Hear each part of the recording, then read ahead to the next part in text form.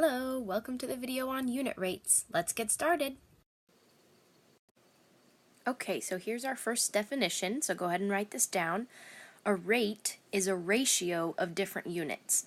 So what that means is, for instance, if you go 60 miles, miles is a unit, and you say, okay, I went 60 miles in 3 hours. So hours is also a unit. But notice that miles and hours are different units, so that would be a rate. Another example is $3 per, now dollars is your first unit, per 12 ounces. So again, dollars is one unit, and ounces is another unit, so that's also a rate. A unit rate then, and you can write this definition down in your notebooks as well, a unit rate is a rate in which the denominator is a single unit, or in other words, the denominator is just 1.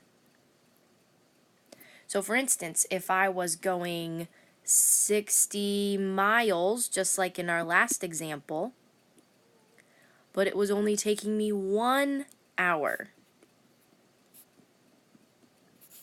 That would be a unit rate because the denominator is 1 of the units, or 1 hour. We can use money for unit rates as well. If we said $2.97 per pound, right? LB is the abbreviation for pound. So those are both examples in which the denominator is 1. It's a single unit. 1 hour, 1 pound. That's a unit rate. Now you guys were really good at these kinds of problems on your pre-test.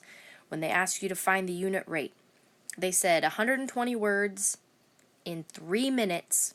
So how many words was that per minute? You guys were able to say, okay, I need to do 120 divided by 3, and that gives me 40 words per minute. And this isn't written as a ratio, but if you wanted to, you could put 40 words on the top and 1 minute on the bottom, and that would make it a unit rate. We also write unit rates like this sometimes, where the numerator, is up here, and then we say per, and then we put the denominator down here because it's just 1, so we can say per whatever the unit is. Okay, and then for the next problem, 300 miles in 6 hours. 300 divided by 6 is 50 miles per hour. Now something tells me if you were asked to apply a unit rate, it wouldn't be that difficult for you. So let's look at this and see if you can walk through this one with me. If Christine could dance 25 steps in 1 minute, how many steps could she dance in 3 minutes? So the first thing we're going to do is identify the unit rate that they've already given us. 25 steps in 1 minute. That's a unit rate. So 25 steps per minute, or over 1 minute, right? And then the question says, how many steps could she dance in 3 minutes? So we're going to go ahead and multiply 3 minutes, put that over 1, right, because we're multiplying fractions times fractions. Now, this is a little tricky with the labels, but do you remember when you learned to multiply fractions, you were able to cancel things that were in the numerator and the denominator? Notice here that minute is in the denominator, and it's also in the numerator.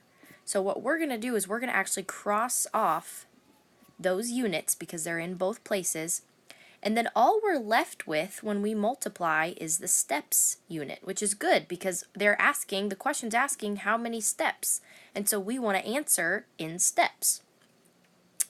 So if we look at the numbers, 25 times 3 goes in our numerator. So we're going to write 75 steps as our numerator.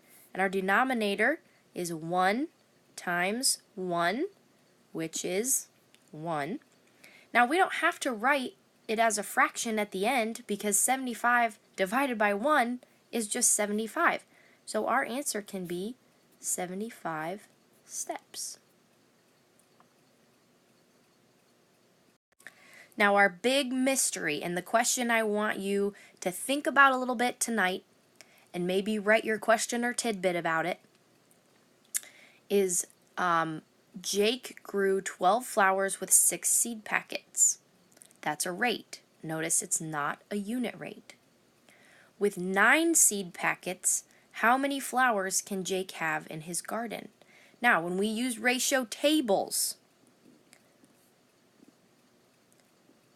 you could have put this in here, 12 flowers, 6 seed packets.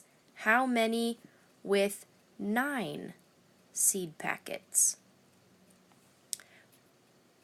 So if you can think through how to figure this out, that's awesome, but don't forget the direction says solve using unit rates. So I want you to think about tonight, how could I solve this question using unit rates? You can use a ratio table to help you, but try to find the unit rate and use that to solve the problem. We'll talk about it in class tomorrow. I'm so excited. Bye!